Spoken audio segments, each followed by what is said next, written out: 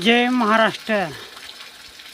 September 18 तारीख 2025 महाराष्ट्रातल्या आणि राज्यातल्या शेतकऱ्याला हवामान अंदाजा।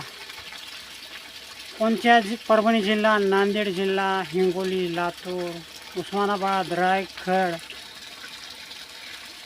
बारामती, सोलापूर, संभाजीनगर, ठाणे, वाशिम या ठिकाणी पावसाची नोंद होईल। काही शेतकऱ्यांचे सोयाबीन आले। सोयाबीनला गडबड करू नका शेतकऱ्यांनो,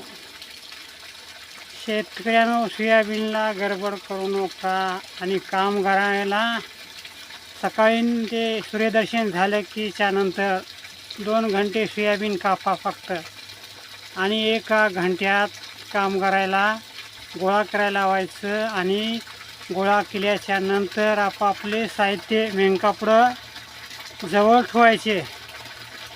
2 घंटे कापणी आणि 1 घंटा गोळा करणं असा वेळ भेटेल तुम्हाला। कोणताही याच्या जिल्हा राहू द्या का तालुका राहू द्या का गावखेडं राहू द्या, हीच आमची सांगण्याची सूचना आहे। 2 घंटे कापायचं आणि घंट्यात 1 गोळा करायचं आणि झाकून ठेवायचं।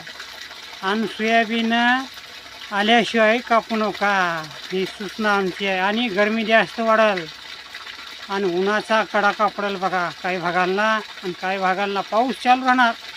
मग आता वेगवेगळा भाग बदलून अचानकच वातावरण आभाळाचं तयार होईल आणि गरमी जास्त होईल आणि पाऊस येईल। आपापल्या काळजीनं कामं करायची। आपापले सोयाबीनचे कुठं शेतकरी आरडायत, फोन लावायचे, आमची सोयाबीन कशी आली। तर ही तुम्हाला राह आहे बघा।